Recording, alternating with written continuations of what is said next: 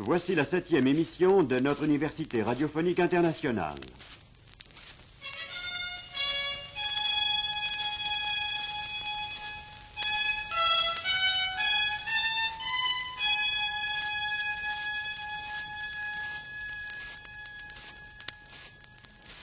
Le génocide social et religieux par le professeur Raphaël Lemkin de l'Université de Yale, qui terminera sa série d'entretiens sur le crime de génocide en nous parlant successivement du génocide social considéré à travers les persécutions que subirent les Arméniens au cours de la Première Guerre mondiale et du génocide religieux à travers l'histoire.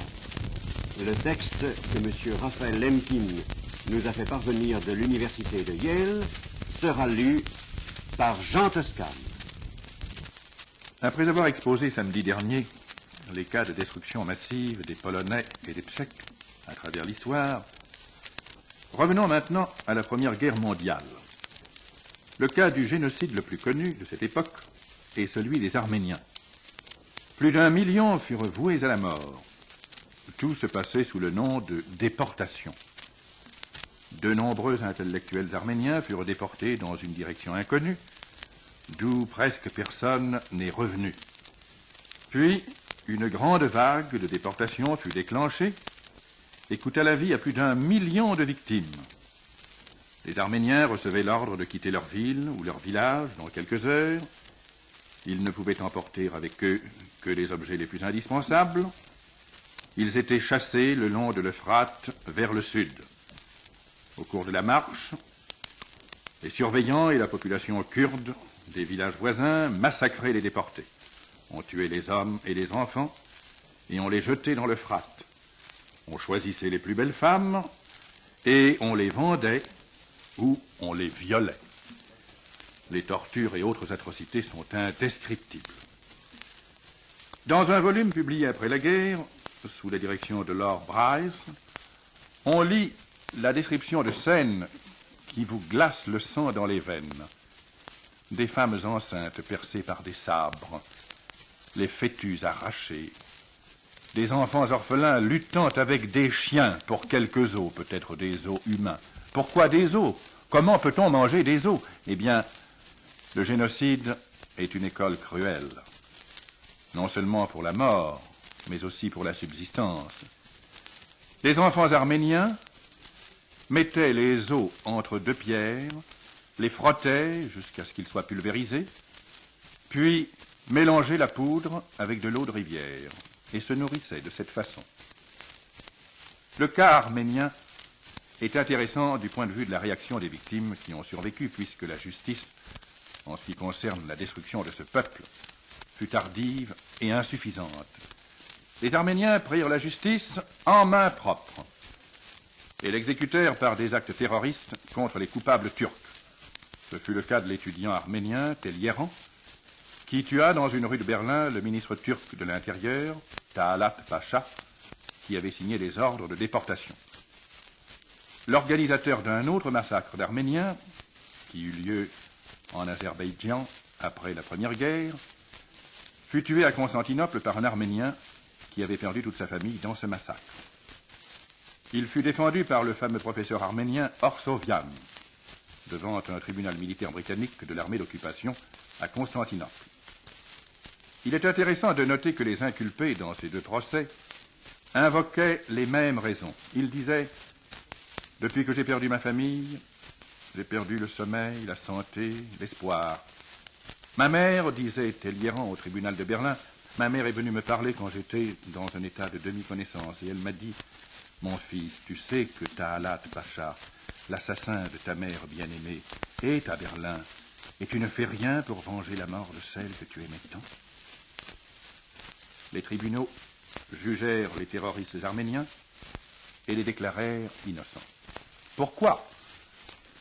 Officiellement, on déclara que les prévenus étaient malades ou déséquilibrés. Mais en fait, ces tribunaux n'ont-ils pas agi en 1921 au nom de la conscience humaine universelle qui est bien supérieure aux règlements existants, puisque c'est cette conscience qui est à la base de notre civilisation. Ces tribunaux n'avaient pas à l'époque une loi qui correspondit à cette conscience. S'il y avait eu alors une convention internationale sur le génocide, les premiers à être jugés eussent été les destructeurs du peuple arménien et non pas les deux jeunes patriotes qui vengèrent les souffrances de ce peuple. Si le génocide qui est dirigé contre un groupement religieux ne mène pas au résultat prévu par ses auteurs, cela ne signifie pas que le crime n'est plus un crime. Ici, nous appliquons la règle morale et juridique qui préside au traitement des autres crimes. Une tentative d'homicide ne cesse pas d'être un crime si la victime ne meurt pas. Ce que nous voulons protéger, c'est la liberté de conscience. Et nous ne voulons pas permettre de graves menaces contre la vie spirituelle des peuples. Les criminels se brutalisent eux-mêmes par ce crime. Et ces forces féroces pourront être déclenchées avec des résultats plus néfastes demain qu'aujourd'hui. La populace romaine regardait avec plaisir les tortures des chrétiens et les arènes où avaient lieu ces tortures attiraient des foules qui se complaisaient au spectacle de l'agonie. Il semble que ceci ait peu changé, même 1572 ans plus tard, car lors de la fameuse nuit de la Saint-Barthélemy, la foule tua et pilla. Un relieur fut brûlé dans un bûcher allumé avec ses livres. Une petite fille fut plongée toute nue dans le sang de ses parents. Et le roi Charles IX demanda qu'on illumina les visages des huguenots mis à mort afin qu'ils puissent mieux observer leur agonie. Et à Lyon, un apothicaire ingénieux enseignait la méthode pour extraire la graisse humaine des cadavres. Le XIXe siècle fut témoin de la liquidation des sectes religieuses sous les tsars russes. Des prisons spéciales avaient été créées dans les monastères où l'on a inventé chaque jour de nouvelles tortures. Le paroxysme de la peur signait les membres des sectes. Il y avait des cas où ils se rassemblaient dans des maisons qu'ils mettaient eux-mêmes à feu pour commettre le suicide collectif. Le génocide a engendré ici le suicide. Cette destruction des sectes religieuses, à cette époque encore libérale, a suscité l'intérêt du monde. Qui ne se souvient de l'action généreuse de Léon Tolstoï, qui a sauvé beaucoup de sectateurs, en leur facilitant l'émigration dans d'autres pays, surtout au Canada, où ces sectes subsistent encore. Les cas de génocide, ou de tentatives de crime, dirigés vers des groupements religieux, sont innombrables dans l'histoire. Il a embrassé toutes les religions. Qui ne se souvient des souffrances des Quakers? Vers la fin du règne d'Élisabeth en Angleterre, une lutte vraiment sanglante a été lancée contre les catholiques. À partir de la défaite de l'Armada du Saint-Invincible, tous les conspirateurs romains, c'est ainsi que se s'appelaient les catholiques fidèles à l'église de Rome, furent poursuivis, arrêtés, emprisonnés, exécutés et bannis. Les techniques employées dans le crime de génocide sont les suivantes. On commence par la destruction des symboles religieux et des livres saints. Les Romains commençaient par la destruction des églises chrétiennes. Ceci était prévu officiellement dans l'édit des Dioclétiens de l'an 303. Bien avant la nuit de la Saint-Barthélemy, les éditions françaises de la Bible avaient été brûlées à Paris. L'étape suivante fut l'enlèvement des chefs spirituels, soit par arrestation, soit par massacre.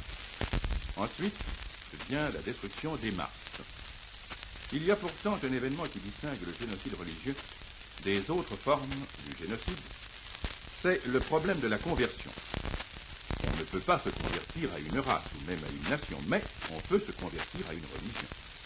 Dans la plupart des cas, les conversions sauvent la vie aux membres d'un groupement religieux persécuté. C'est bien le but des auteurs de ce crime, de détruire une valeur spirituelle établie et qui réside dans la personnalité humaine. Une fois qu'on déclare que cet esprit s'est évaporé sous les coups d'un bâton, le problème paraît être résolu. Les conversions forcées se basent sur la conviction naïve qu'on peut remplacer une valeur morale d'une aussi grande envergure pour servir de bouc émissaire. Dans un État totalitaire, une minorité religieuse, comme chaque minorité qui n'est pas intégrée dans la machine de l'État, est un sujet d'irritation. Mais le problème est bien plus grave. Dans la crise que traverse actuellement le monde, nous voulons préserver les groupements religieux en tant que source de vie spirituelle. Un groupement religieux nous aide à combattre le matérialisme et le pragmatisme, qui mènent parfois à la destruction. les groupements religieux sèment la paix dans le cœur des croyants. Et cette combinaison de cœurs paisibles à travers le monde est la garantie la plus efficace pour la paix internationale. C'est bien dans ce sens que la résolution du 11 décembre 1946, qui est à la base de la convention adoptée par l'Assemblée générale des Nations unies sur le génocide, a justifié la déclaration que le génocide est un crime international. Nous ne voulons pas que les contributions faites par les groupements religieux cessent d'enrichir notre civilisation.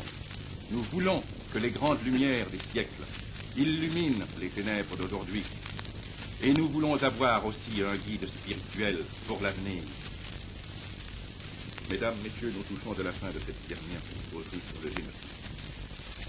À cette occasion, je veux remercier la section des émissions éducatives de la radiodiffusion française et son directeur, M. Lucignot, de m'avoir fait l'honneur et le grand plaisir de m'adresser au public français. La France, berceau des grandes idées humanitaires, est le symbole d'une Europe souffrante, d'une Europe envahie par 2 guerres, comprend peut-être mieux que tous les autres pays le problème du génocide. La Convention sur le génocide a été signée à Paris. Lorsqu'elle sera ratifiée, bientôt, espérons-le, elle portera le beau nom de Pacte de Paris. Un traité pour la protection des valeurs les plus essentielles de notre civilisation. Lu par Jean Toscane, nous venons d'entendre une causerie du professeur Raphaël Lemkin de l'université de Yale.